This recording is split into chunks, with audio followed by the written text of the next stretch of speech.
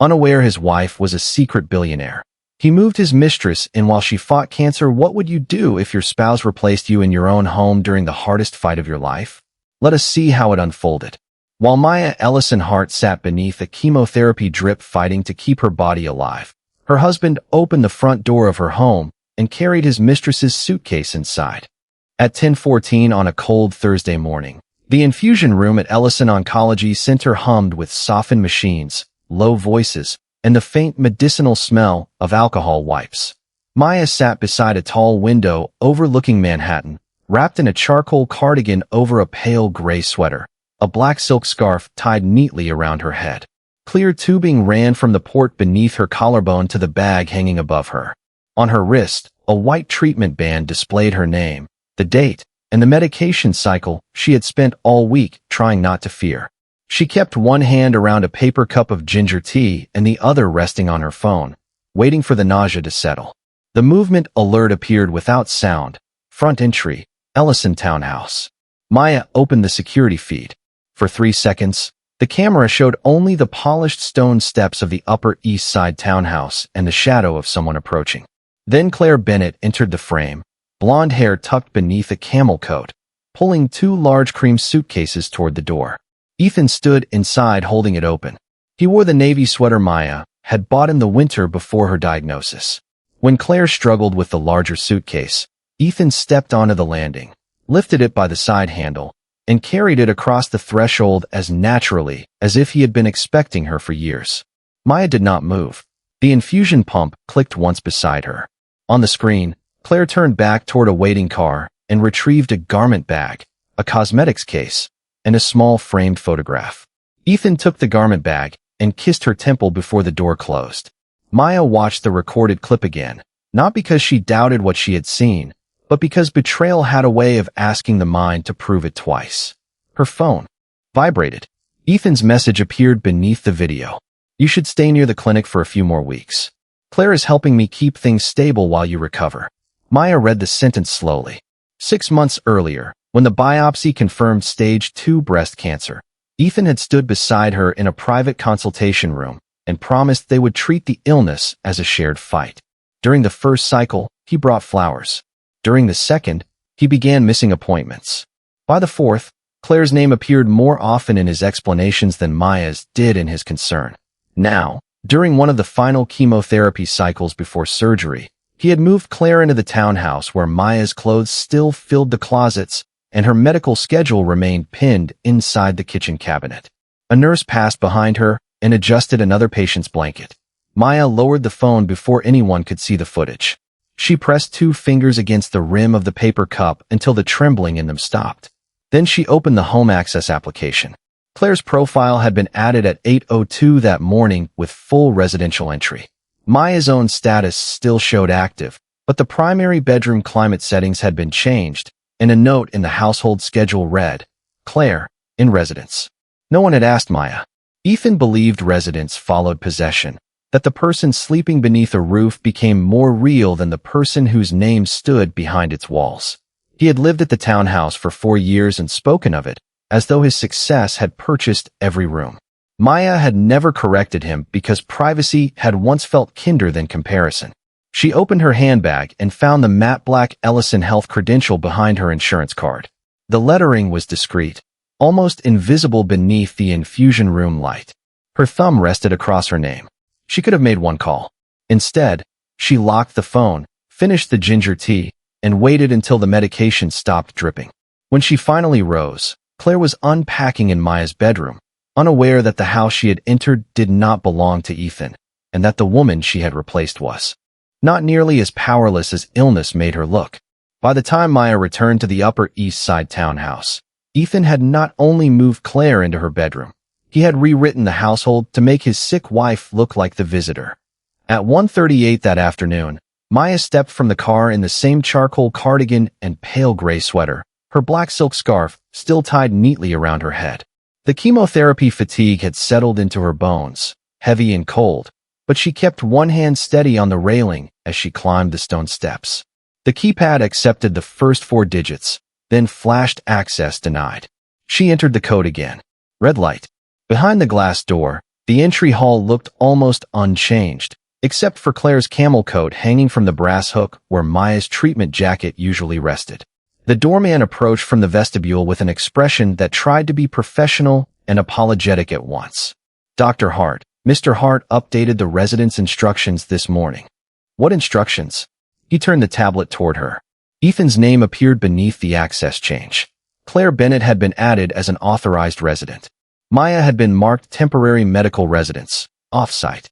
He said you were staying near the clinic during treatment, the doorman explained. He asked us to call before admitting you. Maya looked through the door at the staircase leading to the bedroom, where Claire was unpacking. This is my home. The doorman lowered his eyes. I understand. Her phone rang. Ethan, she answered while standing beneath the awning, the winter air pressing through the thin fabric at her wrists. Why doesn't my code work? She asked. You shouldn't be there. His voice carried the low impatience of someone interrupted during a meeting. I came home after chemotherapy. The clinic apartment is better for you right now. You changed the access list. I simplified it. You added Claire as a resident. Ethan exhaled. She's helping me prepare for the Aurelia Summit. I need stability, Maya. I cannot spend every night wondering whether you're going to be sick in the hallway or whether the staff needs special instructions. The cruelty was quiet enough to sound practical. Maya watched the front door open.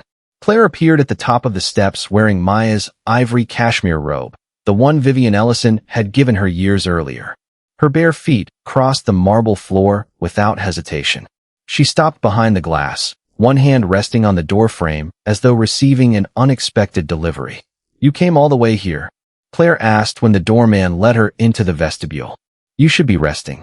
Maya's gaze moved from the robe to Claire's wrist, where Maya's thin gold house bracelet caught the light. That belongs to me. Claire looked down, then smiled faintly.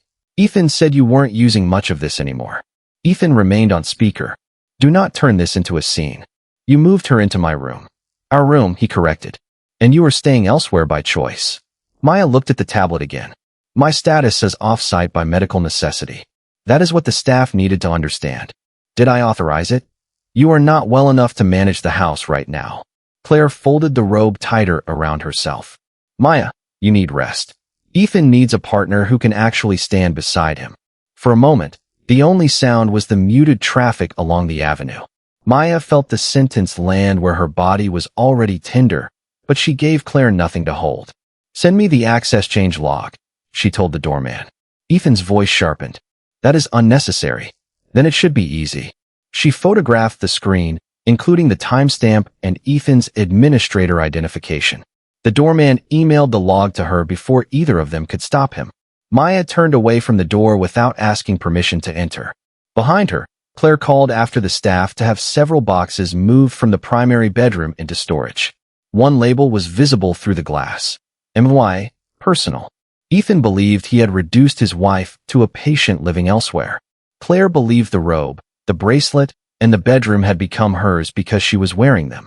Neither had noticed that the access record named Ethan only as an occupant administrator, and not as the legal owner of the house he had just tried to give away. Ethan's next attempt to erase Maya from her own home arrived as a waiver drafted to make exile look voluntary. At 3:07 that afternoon, she sat in the treatment apartment 3 blocks from Ellison Oncology Center, still wearing the charcoal cardigan and pale gray sweater from chemotherapy. Her black silk scarf rested against the back of the chair, loosened now that no one was watching. On the small kitchen table lay the access change log, a printed still from the door camera showing Claire's suitcases crossing the townhouse threshold, and the treatment bracelet Maya had not yet removed. Her phone chimed with an email from Ethan's personal address. The subject line read temporary residence and non-interference acknowledgement. Maya opened the attachment. The first paragraph described her stay near the clinic as a medically appropriate arrangement she had chosen for her own comfort. The second asked her to confirm that Ethan could manage household access, staff instructions, and use of the townhouse while she underwent treatment. A third section required her to refrain from contacting Hartwell directors, attending the New York Oncology Leadership Summit, or making statements that could interfere with the pending Aurelia transaction. In exchange, Ethan would continue paying for the treatment apartment, car service, and reasonable living expenses until her surgery. The language did not transfer ownership of the townhouse or give Ethan lawful control over Aurelia. It did something more useful to him. It created a paper trail suggesting Maya had willingly left, accepted financial dependence, and agreed to remain invisible while he installed Claire in both the house and his company's future. Ethan called before she reached the signature line. "Did you get it?" he asked. "I'm reading it." "Good. Sign before 5 so the apartment and transportation remain covered." Maya looked toward the window, where late winter light flattened the rooftops into gray plains. "You are conditioning my housing during cancer treatment on my agreement not to contact your board. I'm protecting you from stress. This says I chose to leave the townhouse. You did choose. The clinic apartment. For the nights after infusions. Not permanently." Ethan lowered his voice. "Maya, you are not capable of running a household right now. Claire is. She is also essential to the Hartwell closing, and I will not let your emotions jeopardize a $650 million agreement." Has Aurelia granted final approval? It is functionally complete. Then why am I prohibited from attending the summit? Silence held for a beat. "Because you are visibly ill," he said. "Investors do not need uncertainty." The words were cleaner than the ones Claire had used, but no less cruel. Maya pressed her thumb against the edge of the treatment bracelet. "And the section giving you control over access? Someone has to make decisions. You already made one without authority." Ethan laughed once. "Authority? The staff listens to me. The household accounts run through me. The people in that building know who keeps it functioning." He believed use had become ownership and payment had become title. "Sign it," he continued. "Otherwise, I will tell the apartment manager that Hartwell will no longer cover your stay or transportation." Maya read the final page. Her name had been typed beneath the electronic signature field. Below it, Ethan had added a certification stating that no third party held superior authority over the townhouse's occupancy rules. He had signed that section himself. "Claire is in my bedroom wearing my clothes," Maya said. "She is helping me maintain stability. No, she is using things neither of you owns." His voice hardened. "Do not threaten me from a clinic apartment I am paying for." Maya ended the call. She saved the unsigned waiver beside the access log, camera footage, and Ethan's messages. Then she selected decline, photographed his signed certification, and forwarded the full packet to Naomi Reed, General Counsel for Ellison Health. Her note contained no accusation, only 3 instructions. Preserve the records. Confirm the legal owner of the townhouse. Verify whether Hartwell has final approval to use Aurelia's name at the summit. Maya did not sign away her home, her voice, or her place in the transaction. Ethan had tried to turn her illness into consent, but instead he had given her written proof that he was claiming authority he had never possessed. Naomi Reed called before Maya had removed the treatment bracelet, and the first thing she said was, "Ethan does not own the townhouse." Maya sat at the small kitchen table in the treatment apartment, the unsigned waiver open on her phone beside the printed access log, and the still image of Claire's suitcases crossing the threshold. Outside, afternoon traffic moved between the clinic towers in slow gray lines. Her body felt hollowed out by chemotherapy, but Naomi's voice gave the moment edges. "The property is held by Ellison Residential Holdings LLC," Naomi continued. "You are the managing member. Ethan has occupancy rights under the existing agreement, but he cannot unilaterally remove you, convert a medical stay into permanent surrender, or authorize a third party to reside there as though he owns the property." Maya closed her eyes briefly. The answer did not comfort her. It clarified the injury. "Can Claire be removed today?" she asked. "Not by force and not by a dramatic phone call. We follow the agreement. First, we preserve the access logs and camera footage. Then the LLC issues formal notice that no further access changes, property transfers, or new occupancy arrangements may occur while the matter is under review. Ethan's own rights cannot be terminated without process." "Good. You sound disappointed. I'm relieved the law does not become cruel, just because he was." Naomi let the silence remain. Then she moved to the second issue. Hartwell's strategic agreement with Aurelia was still pending. The $650 million transaction had passed preliminary diligence, but final approval had not been granted. No funds had moved, no integration authority had been issued, and Hartwell had no right to describe Aurelia as a committed partner at the Oncology Leadership Summit. Has Hartwell disclosed any leadership change involving Claire Bennett? Maya asked. Not in the materials submitted to us. Any proposed equity grant? None. Any conflict disclosure? Naomi paused. Nothing identifying a personal relationship between Ethan and Claire. Maya looked at Ethan's signed certification beneath the waiver, the line claiming no third party held superior authority over the townhouse's occupancy rules. He had made the same mistake twice, treating confidence as if it could fill an empty record. Do not alert him that I control either structure, Maya said. Not yet. What do you want done? Preserve the transaction file. Freeze any final action until the disclosures are verified. For the townhouse, send only a neutral compliance notice. No accusation, no mention of the affair, and no public scene. Naomi explained the procedure. Ellison Residential Holdings would notify the household administrator and building staff that Maya's access could not be altered, personal property could not be removed, and third-party residency status remained under review. Existing occupants would not be physically removed that afternoon. The notice would simply stop Ethan from deepening the violation while counsel examined the occupancy agreement. Aurelia's legal team would separately place the Hartwell transaction on administrative hold, preventing final approval or public endorsement until the leadership and conflict disclosures were complete. Maya listened, then asked one final question. Will this affect patients? Not if we keep the review limited to the transaction. Hartwell's current operations continue. Then keep it limited. She did not want infusion appointments canceled, staff frightened, or drug procurement disrupted because her husband had mistaken illness for surrender. At the townhouse, Ethan was still directing staff to move Maya's boxes into storage. Claire stood in the primary bedroom, choosing which dresses should remain and which should be packed away. When the neutral notice arrived, the household access system changed first. Ethan attempted to remove Maya's profile permanently. The request was denied. He tried to upgrade Claire from guest authorization to resident authority. The system returned, pending owner review.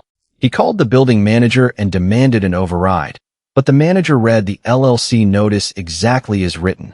No further changes until ownership and occupancy rights were verified. Ethan assumed a cautious property lawyer had created the delay. He still believed the true owner was an old family entity with distant administrators and no interest in the marriage. Back at the treatment apartment, Naomi sent Maya the first formal confirmation. Ellison Residential Holdings LLC held legal title to the townhouse, and Maya Ellison Hart was the managing member authorized to direct its occupancy review. Ethan had tried to make her a guest in her own home. The record placed authority somewhere else entirely. The first visible consequence arrived at the townhouse before dinner, when Claire's new access stopped working and the staff asked her to return the keys Ethan had given her.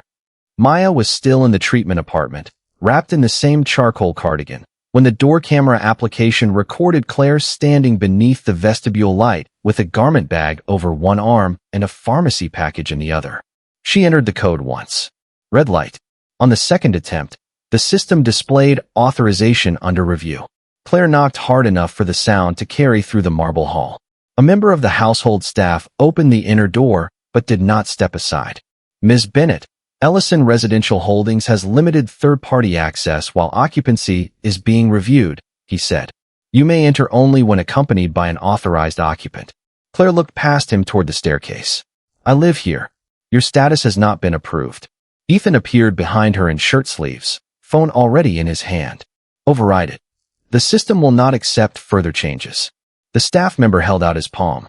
Counsel also requested the return of any duplicate keys or access devices not issued through the property record. Claire's expression shifted from disbelief to anger. She opened her handbag and placed the brass key ring into his hand. The thin gold house bracelet she had worn earlier was still on her wrist. When the staff member explained that personal property listed under Maya's inventory could not be removed or used during the review, Claire unclasped it and set it beside the keys. Ethan stared at the items, as though the house itself had contradicted him. This is a temporary administrative mistake, he said. I'll have it reversed. Maya watched the recording once, then closed the application. She felt no triumph. The robe, the bracelet, and the bedroom had never been the real wound. The wound was that Ethan had looked at her weakened body and concluded her place could be reassigned without resistance. Her phone vibrated with a secure notice from Aurelia's transaction team. Hartwell's pending strategic agreement had been placed on administrative hold. The message was factual. Final approval remained outstanding. No public statement could describe Aurelia as a committed partner. All leadership, equity, and conflict disclosures required verification before the summit. In Hartwell's executive suite, Ethan received the same notice while Claire stood across from his desk, still holding the empty key ring pouch. "Did Maya trigger this?" she asked. "Maya does not control Aurelia," he said. "She runs a cancer foundation and signs charity reports. This is legal being cautious because of the summit." Then why did both reviews start today? Coincidence. He called Hartwell's counsel and demanded the closing schedule be restored. The answer did not change. The summit could proceed, but the transaction could not be represented as approved, and the public materials naming Claire as future president required confirmation against the disclosure file. Claire lowered her voice. "You said my role was settled. It will be. And the equity?" "After closing, which is now on hold." Ethan turned toward the window. "Do not lose confidence because some committee wants another round of paperwork." He still believed the people reviewing the deal were distant administrators protecting procedure, not the woman he had tried to keep outside her own front door. Maya did not call him. She opened the due diligence workspace Naomi had preserved and reviewed the draft board package already uploaded by Hartwell. The first pages named Claire Bennett as proposed president after closing. The compensation section recommended an additional 6% performance equity grant tied to expansion using Aurelia's diagnostics platform and capital. A communications slide described Maya as being on extended medical leave with no operational relevance and advised delaying any public separation announcement until after the summit. Another page instructed the event team to present Ethan and Claire as the leadership pair guiding Hartwell's next era. Maya's eyes remained on the screen while the infusion fatigue pressed against her shoulders. Moving Claire into the townhouse had not been an impulsive betrayal committed during a lonely week. It was part of a larger replacement plan. Ethan intended to remove Maya from the house, erase her from the company's history, and use Aurelia's unapproved partnership to finance the title, equity, and future he had already promised his mistress. Long before Ethan called Hartwell his vision, Maya had stood inside its first failing infusion center and kept frightened patients from becoming the cost of his ambition. The memory returned as she studied the draft board package in the treatment apartment, Claire's proposed title glowing on the screen, while chemotherapy fatigue settled heavily behind Maya's eyes. 10 years earlier, Hartwell Clinical Networks operated a single crowded oncology site in Westchester, its scheduling software still unfinished and its staff stretched beyond reason. One stormy evening, Maya arrived expecting dinner with Ethan and found the waiting room filled with patients whose infusion chairs had been double booked. Prepared medications were approaching their usable windows. Nurses moved between stations carrying clipboards marked with conflicting times, while Ethan argued with a software vendor near the supply room. "The system says the chairs are available," he insisted. Maya took the clipboard from his hand and looked past the screen. "The chairs are not the schedule," she said. "The drugs, labs, nurses, and patient condition are the schedule." She removed her coat, tied back her hair, and spent the next 4 hours building a temporary flow plan on a whiteboard. She separated medication preparation from chair assignment, grouped patients by treatment length and clinical urgency, and created a single escalation path, so every delay reached one decision-maker instead of 5 people making separate promises. When an elderly woman began crying because she thought the confusion meant her treatment had been canceled, Maya sat beside her until a nurse confirmed the revised time. Ethan watched from the doorway as the room slowly regained order. By midnight, every patient had either completed treatment safely or received a confirmed rescheduled appointment with transportation arranged. The hospital partner had been ready to terminate Hartwell's contract. Maya wrote the corrective operating plan Ethan presented the next morning. The contract survived. Weeks later, he stood before investors and described the crisis as proof that Hartwell's leadership could adapt under pressure. Maya listened from the back row while he accepted praise for the patient flow model. Afterward, in the empty conference room, Ethan wrapped his arms around her and whispered, "When this grows, no one will forget what you did." She believed him. Love had made recognition feel less important than survival. When Hartwell opened its second center, Maya reviewed site plans at their kitchen table, marking where pharmacy handoffs, nurse stations, and patient intake would collide. She introduced Ethan to oncology operations specialists through contacts she had built before their marriage. She corrected his expansion assumptions without embarrassing him in front of lenders. Each time he thanked her privately, she treated the work as part of their life together. Each time the company succeeded publicly, he shortened her contribution into a softer phrase. Maya helped with details. Then the phrase became Maya supported me. Eventually, he began saying she had never understood Hartwell's business at all. Her silence had started as protection. Ethan used it to create a history in which he had built everything alone, and she had merely lived beside the result. Maya returned to the present and opened the Hartwell, Aaliyah term sheet already preserved in the due diligence file. Ethan's electronic signature appeared beneath the funding schedule he had studied closely. Farther down, in language he had treated as routine, he acknowledged that Hartwell must disclose any material leadership change, personal conflict, or proposed equity commitment before Aaliyah granted final approval. He had once promised no one would forget what Maya had done for Hartwell. Now the agreement he signed gave her something more reliable than memory, a written obligation he could not erase simply because he had decided to replace her. Maya's power had never appeared overnight. It had been sitting inside structures Ethan was told about, signed around, and dismissed because he assumed anything she did quietly could not be important. 5 years earlier, when her father stepped back from active trust administration for health reasons, Maya had taken her seat in a conference room at Ellison Health Holdings with no cameras, no announcement, and no change to the life she lived at home. The Ellison Legacy Trust already owned 64% of the voting interest in Ellison Health Holdings LLC. Ellison Health Holdings, in turn, controlled Aaliyah Diagnostics Group through its majority voting position and board appointment rights. Maya became sole acting trustee and managing member under documents established long before Ethan's company needed Aaliyah. The structure did not give her permission to treat corporate value as personal cash.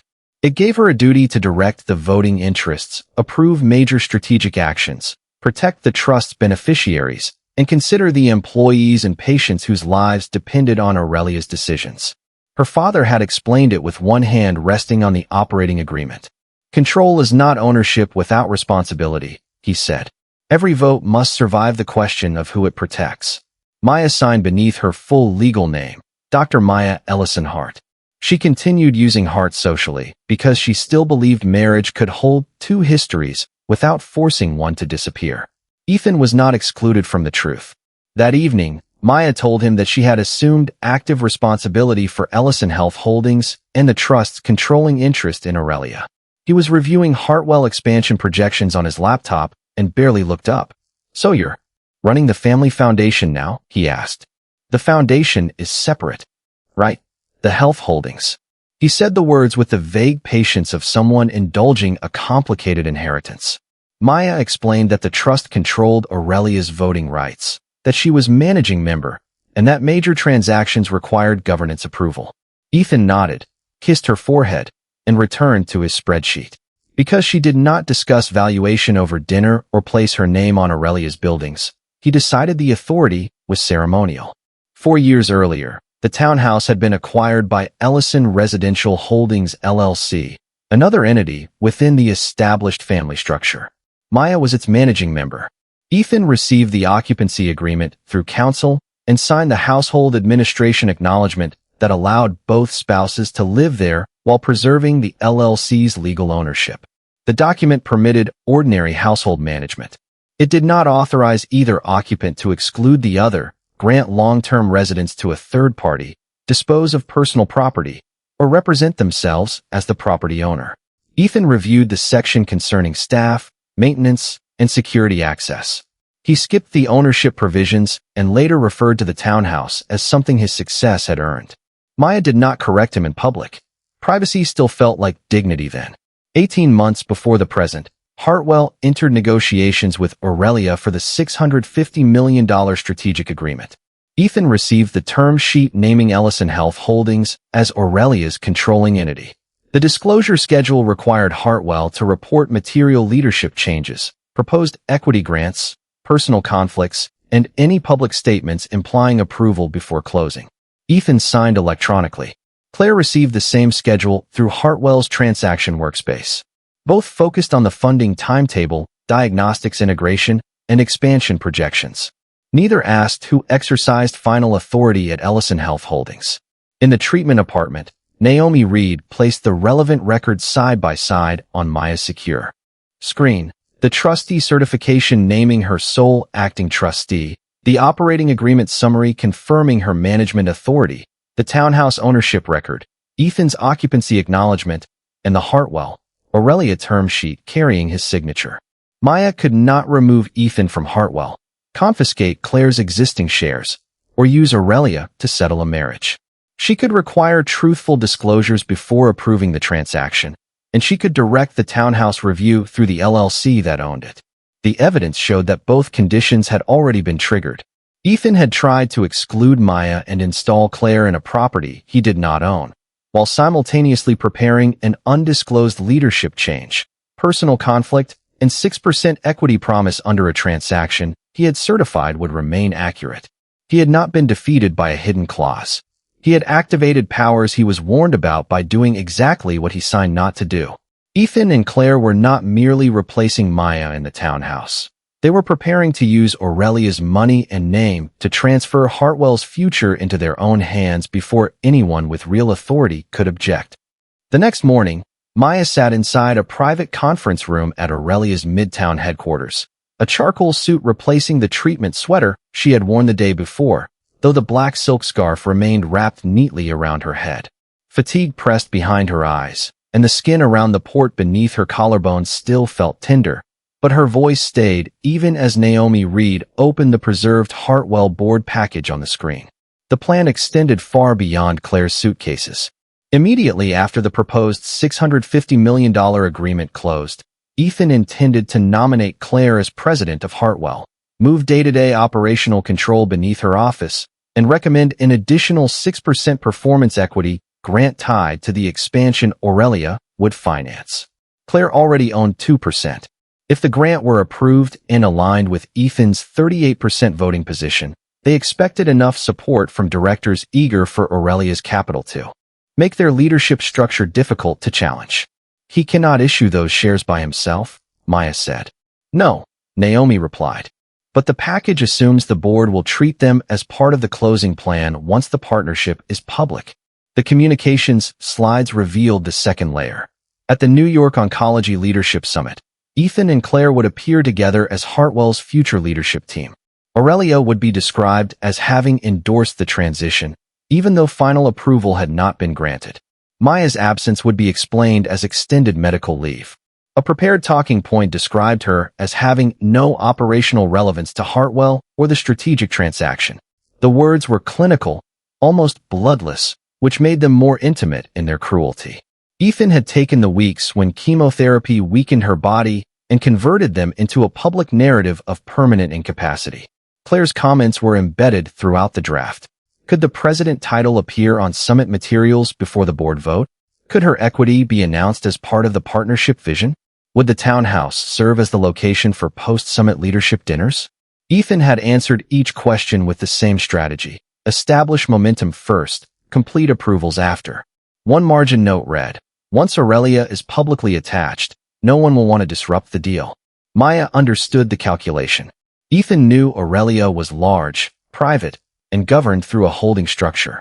He knew the townhouse belonged to an LLC rather than to him personally. He knew the transaction required final approval. What he did not know was that the woman he had confined to a clinic apartment controlled the voting interest behind both structures. He imagined distant family administrators, cautious lawyers, and committees that could be pressured by optics. He believed Maya's illness had removed the only person likely to question him from the rooms where decisions were made. Her phone lit with his name. She answered. "The summit is tomorrow," Ethan said. "I'm calling to make sure you understand that you are not attending." "Why?" "Because your appearance would invite questions about your health and our marriage. Hartwell needs confidence." Claire's voice came faintly through the line. "Tell her the press seating is fixed." Ethan continued. "This is not the place for personal emotions." Maya looked at the draft slide naming Claire president. Has Aurelia approved the leadership change? The strategic direction is understood. That was not my question. You are not involved in the approval process. And the 6% equity grant. Silence followed. Then Ethan said, whatever Claire receives will be decided after closing. None of this concerns you. Maya turned the screen toward the signed term sheet and disclosure schedule already on file. Then you should have no difficulty certifying everything tomorrow. Ethan mistook her calm for retreat. Exactly. Stay near the clinic and let professionals handle it. After the call ended, Naomi asked whether Maya wanted the summit postponed and the public materials withdrawn immediately. Maya looked at the summit agenda, Ethan's prepared remarks, Claire's proposed title, and the management certification scheduled after the presentation. The booking systems were frozen, no equity had been issued, no funds had moved, and no patient operations would be affected by allowing the event to proceed. No, Maya said. Let them present the future they claim is already approved. She would not interrupt before the record was complete. She would let Ethan use Aurelia's name, let Claire accept authority she did not possess, and let both of them certify their claims in the same public room where the truth could finally be verified. Ethan signed the certification beneath Aurelia's logo while Maya sat 20 feet away, the treatment bracelet still circling her wrist beneath the cuff of her dark suit. The New York Oncology Leadership Summit filled a glass-walled ballroom above Midtown with hospital executives, investors, clinicians, and healthcare reporters.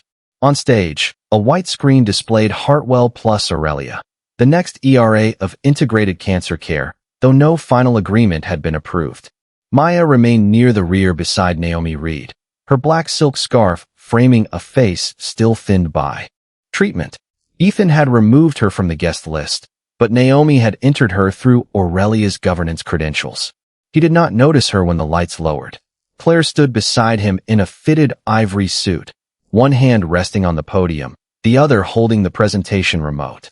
Today, Hartwell becomes the operating partner capable of bringing Aurelia's diagnostics platform directly into community infusion care, Ethan said. Our leadership structure has been aligned with that vision. The slide changed. His name appeared as Chief Executive Officer. Beneath it, Claire Bennett was listed as President, with authority over operations, strategy, and integration. Applause moved across the room. Maya did not react. She watched Claire step forward and accept a title Hartwell's board had never granted. Patients should not have to choose between precision diagnostics and accessible treatment, Claire said. Aurelia recognized that Grant and I have built the team capable of delivering both. The statement turned an unfinished transaction into public endorsement. Naomi marked the time on the summit record. Ethan continued, describing planned center expansion, integrated data systems, and leadership incentives tied to performance after closing. He referred to Claire's additional equity as aligned ownership, avoiding the words proposed or unapproved. Then he looked toward the press tables. My wife is on extended medical leave and has no operational role in Hartwell or this partnership. We wish her well, but the company must continue moving forward. The humiliation was polished enough to sound compassionate. Maya felt several heads turn, searching the room for a sick woman they assumed was absent. She kept her gaze on the stage. After the presentation, Hartwell's counsel brought the scheduled management certification to the signing table. The document required Ethan to confirm that all material leadership changes, equity commitments, personal conflicts, and public representations had been fully disclosed before Aurelia's final approval. He skimmed the first page and signed the last. Claire received a separate acknowledgement stating that her proposed appointment and performance equity remained subject to board authorization and transaction closing. She read longer than Ethan had. This still says proposed, she whispered. Standard language, he replied. Everything important is already aligned. And the conflict disclosure? Handled. Claire glanced toward him, then signed. Only after both signatures were dated and collected did Maya look directly at the stage. Ethan saw her. His hand closed around the edge of the table. What is she doing here? He asked, away from the microphone, but loud enough for nearby guests to hear. Claire turned so quickly the remote slipped from her hand. Security was told she wasn't attending. Ethan motioned toward the event staff. She is not part of this transaction. Naomi rose before anyone approached Maya. She carried the trustee certification, the Ellison Health Operating Agreement summary, the townhouse ownership record, the unsigned final approval page, and the disclosure schedule already central to the review. Dr. Hart, Naomi said into the microphone. Aurelia has not granted final approval, and the certifications signed tonight require immediate verification. Ethan stepped toward her. Who authorized you to interrupt my summit? Naomi placed the unsigned approval page beneath the document camera. The same governance structure your company agreed would control this transaction. She then opened the trustee certification, but did not yet explain its full meaning. Maya's legal name appeared on the screen. Dr. Maya Ellison Hart, sole acting trustee. The room shifted from curiosity to calculation. Claire stared at the name, then at Maya. Naomi turned toward the woman Ethan had described as operationally irrelevant. Dr. Ellison Hart, she said, as the person authorized to confirm final governance authority for Aurelia and Ellison Health Holdings. Would you please join us on stage and address the record? Maya did not rise to tell the room she was wealthy. She rose so the documents could establish why Ethan's promises had never belonged to him. She crossed the ballroom slowly, her dark suit falling cleanly over a body still carrying the weight of chemotherapy, the white treatment bracelet visible beneath her cuff. Naomi Reed remained beside the document camera as Maya reached the stage. On the screen, the trustee certification identified Dr. Maya Ellison Hart as sole acting trustee of the Ellison Legacy Trust. Naomi displayed the next page, showing that the trust controlled 64% of the voting interest in Ellison Health Holdings LLC. The operating agreement summary followed, confirming Maya's authority as managing member and establishing that Ellison Health Holdings controlled Aurelia Diagnostics Group through its majority voting position and board appointment rights. Aurelia has an estimated enterprise value of approximately $12.8 billion, Naomi said. Dr. Ellison Hart's controlling interest makes her a billionaire by equity value. That does not make Aurelia's assets her personal money. It does make her the person responsible for directing the governance rights required to approve this transaction. Ethan moved toward the signing table and snatched the unsigned final approval page from beneath the camera. We negotiated this agreement for 18 months, he said. The commercial terms are settled. Naomi placed the signed term sheet beside him. The commercial terms were preliminary. Final approval remained expressly reserved pending accurate leadership, equity, conflict, and public representation disclosures. Ethan flipped through the pages, searching for an authorization he had spoken about so often that he had begun treating it as real. Claire removed her President Place card from the table and turned it face down. You knew she controlled Aurelia? She asked him. She runs a foundation, Ethan said.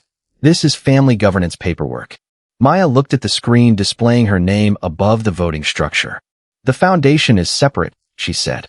It was the same distinction she had explained years earlier, while Ethan stared at Hartwell projections instead of listening.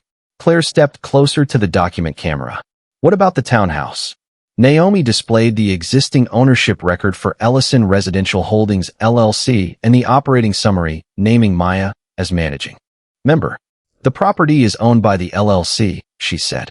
Mr. Hart has occupancy rights under an agreement. He does not hold legal title and had no unilateral authority to exclude Dr. Ellison Hart or grant permanent residency to a third party. Claire reached for the thin gold bracelet on her wrist, then remembered she had already returned it with the keys. Ethan pointed toward Maya. You let us come here and sign because you wanted to humiliate me. You removed me from my home while I was receiving chemotherapy, Maya said, her voice quiet.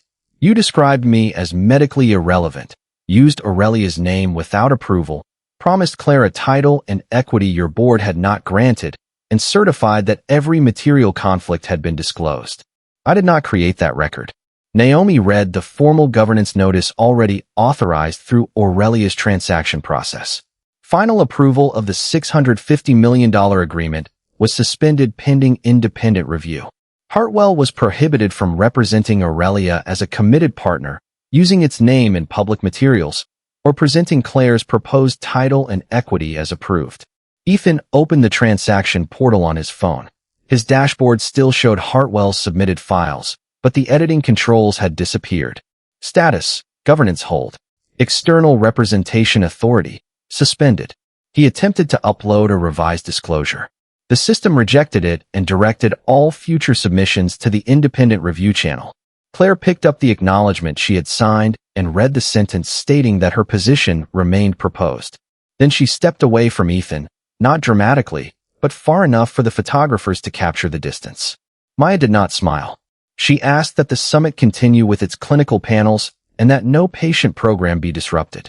Naomi closed the Hartwell presentation and replaced it with a factual notice stating that the Aurelia transaction remained unapproved. Ethan still owned his Hartwell shares and retained his CEO title for the moment, but the first formal consequence was already in effect. He no longer had access to alter the transaction record, or authority to speak for Aurelia's money, name, or approval. By 8 the next morning, Ethan was no longer presenting Hartwell's future. He was answering to its board for promising away a title, equity, and investor approval he had never controlled. The emergency meeting began in Hartwell's Manhattan conference room, with the summit recording paused on the screen behind him.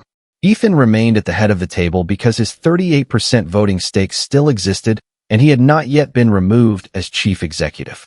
Claire sat 3 seats away, the signed acknowledgement in front of her, and no place card naming her president.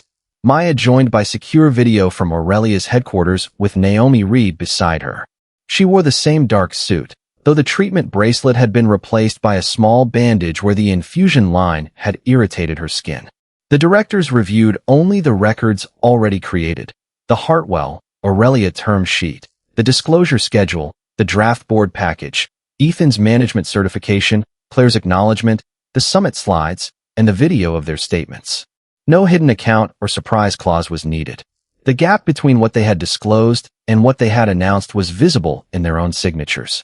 Hartwell's independent directors placed the transaction under special committee control and removed Ethan's authority to negotiate with Aurelia, revise transaction disclosures, or make public claims about the partnership. His portal access remained read-only. He kept his CEO title during the review, but every future communication concerning Aurelia required independent legal and board approval. "You are allowing a marital dispute to take control of this company," he said. Naomi directed the board to the unsigned final approval page. The marriage did not leave this blank. The committee then asked Ethan when his relationship with Claire had begun and whether it predated the proposed appointment and 6% equity grant. He called the question personal. The directors reminded him that he had certified there was no undisclosed conflict affecting the transaction. Claire looked down at her own acknowledgement. "And read the language again. Proposed appointment, subject to board authorization. Performance equity, subject to valid approval and closing."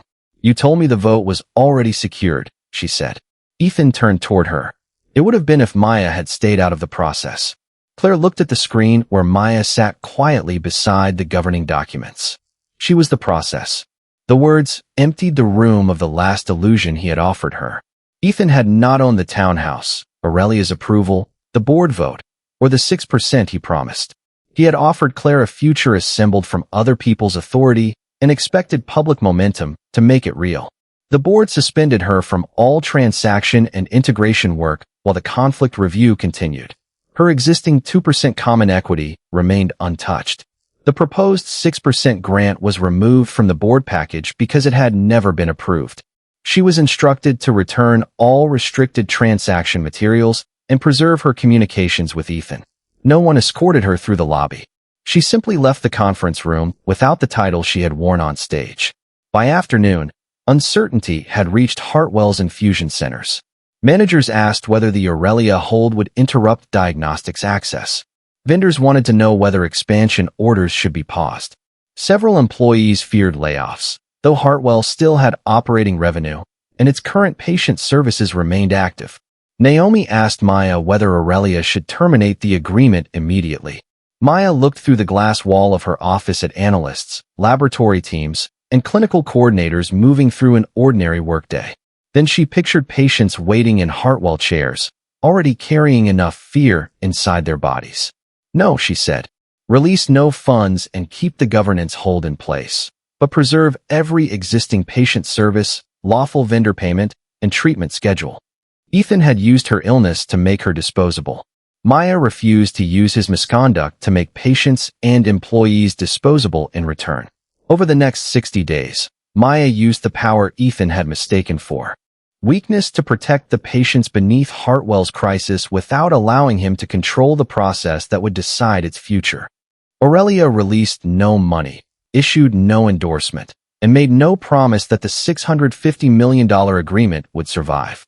Instead, Maya directed Ellison Health Holdings to continue the independent review under the governance structure already established. Hartwell's special committee examined the same records preserved before the summit. Ethan's certification, Claire's acknowledgement, the undisclosed relationship, the proposed presidency, the 6% equity promise, and the public claims made under Aurelia's name. The consequences followed those choices. Ethan remained Hartwell's largest individual voting shareholder and continued as chief executive during the transition, but the board extended the restrictions already placed on him.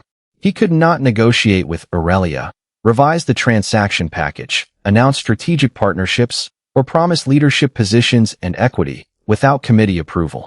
His office remained open. His company email still worked. What disappeared was the assumption that confidence could replace consent. Claire's suspension from transaction work became a formal reassignment to her previous operating responsibilities while the conflict review concluded. Her existing 2% common equity remained untouched. The additional 6% vanished from the revised board package because no valid grant had ever existed. She was not publicly shamed or removed beneath flashing cameras. She simply returned to work without the title Ethan had placed beside her name at the summit. Several weeks later, she moved out of the townhouse and returned the remaining access materials through counsel. The robe, bracelet, and personal items she had used were cataloged and placed back with Maya's belongings. Ellison Residential Holdings then began the formal process of ending Ethan's occupancy rights under the agreement he had signed years earlier. The LLC issued notice, allowed the required review period, and handled access through counsel rather than confrontation. Maya did not order staff to place his belongings on the sidewalk. She had been treated as disposable and refused to make cruelty her first language once authority returned to her hands. At Hartwell, the 60-day pathway focused on continuity. The special committee approved a revised governance plan that separated Ethan from all decisions involving the Aurelia agreement. Finance maintained payroll from existing operating revenue. Drug procurement, diagnostics access, infusion scheduling, and vendor payments continued under documented controls. Aurelia's clinical and legal teams monitored patient-facing obligations without taking over Hartwell's daily operations.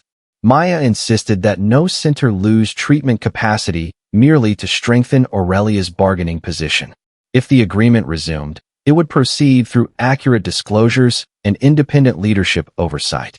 If it failed, patients would still have a structured transition rather than waking to canceled appointments. Her personal life moved through a separate process. New York Council began the divorce, identified marital property, and kept Ellison trust interests and holding company assets within the structures Ethan had previously acknowledged. Maya retrieved the rest of her belongings from the townhouse during an arranged period when he was absent. She carried out no trophies, only clothes, medical records, several books, and the framed photograph of her parents that Claire had brought downstairs for storage.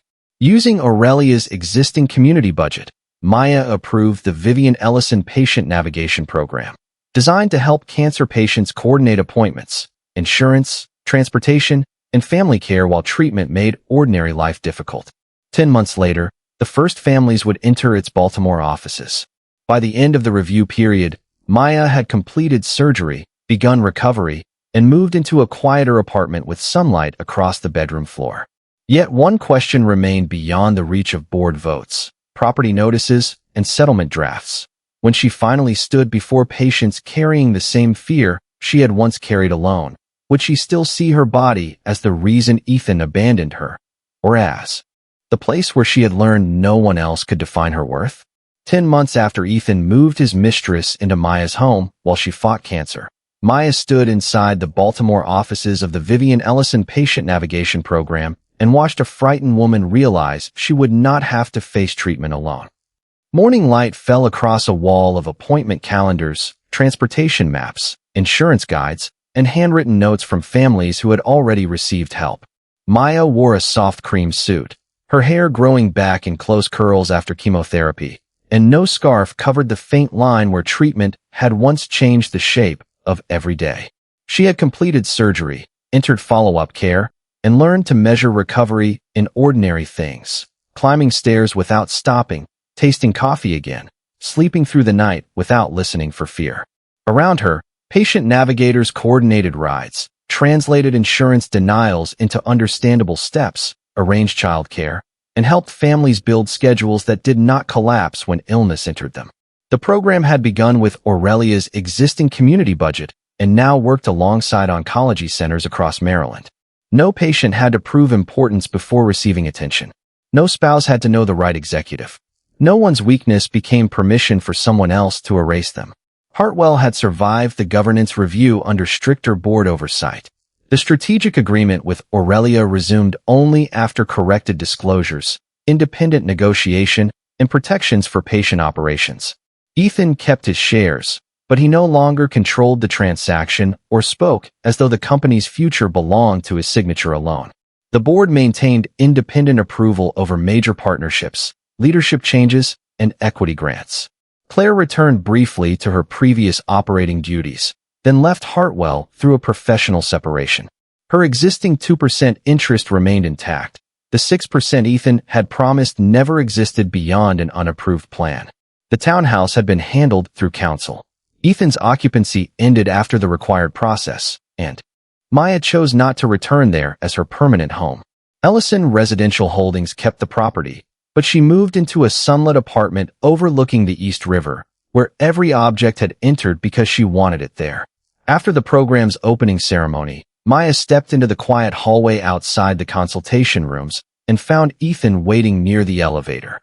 He looked toward the glass doors, where a patient navigator was helping an older man organize transportation for radiation appointments. "You built all this while you were sick," he said. "I built it while I was living," Maya replied. He lowered his eyes. "I thought being sick meant you needed me." For a moment, she remembered the chemotherapy chair, Claire's suitcases on the security feed, and the red light on the townhouse keypad. The memories no longer tightened around her throat. They belonged to a life she had already left. "I needed kindness," she said. "You mistook that for ownership." Ethan did not ask her to come back. She did not offer him a version of forgiveness that erased consequence. When the elevator arrived, he stepped inside alone. Maya returned to the program offices, where a young mother stood beside the reception desk, holding a folder with trembling hands.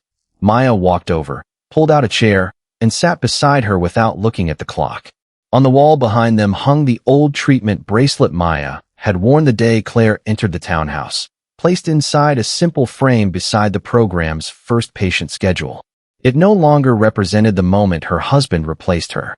It marked the day Maya stopped confusing endurance with surrender.